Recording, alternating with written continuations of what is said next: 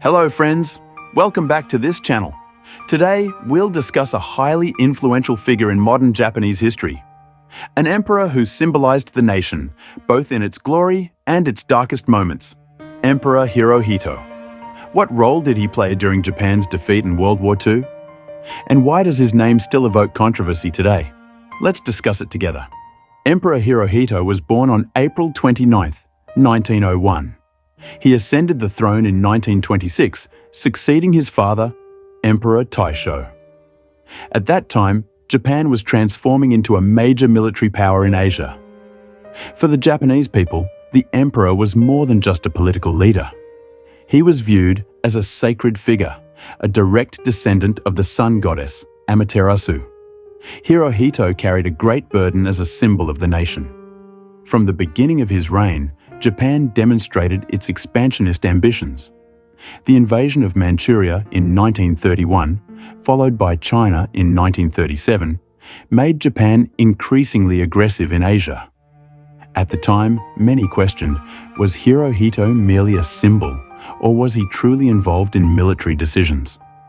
Some accounts suggest he knew about and supported these expansionist moves. However, others believe the real decisions came from military generals and politicians.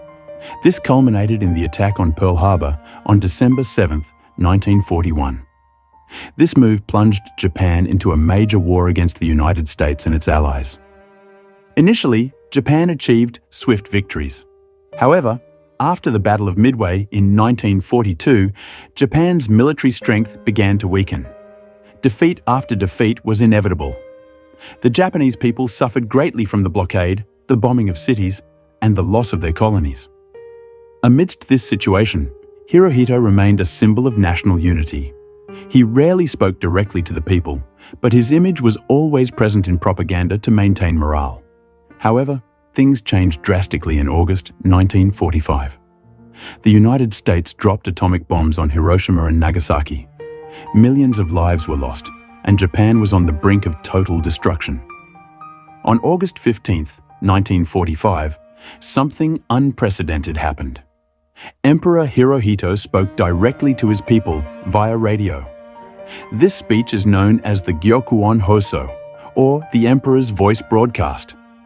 Using formal language difficult for ordinary people to understand, Hirohito announced Japan's unconditional surrender to the Allies.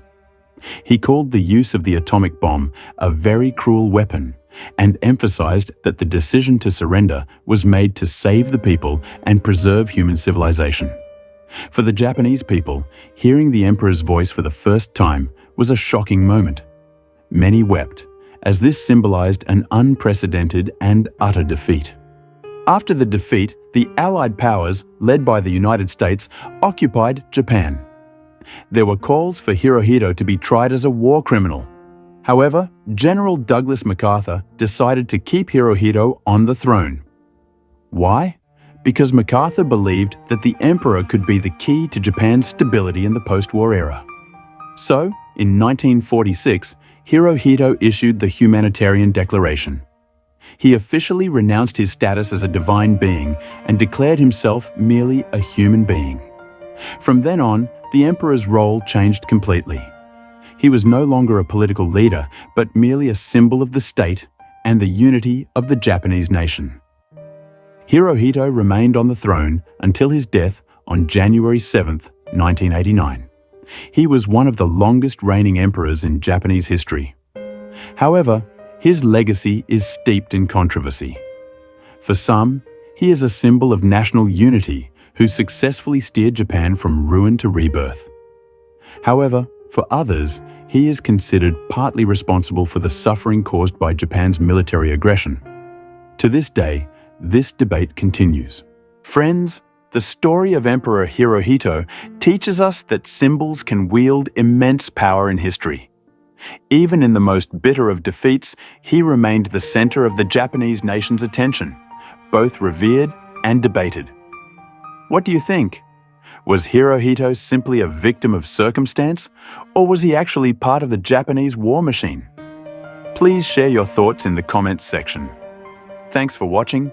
Don't forget to like, share, and subscribe to stay tuned for more interesting historical stories. See you in the next video.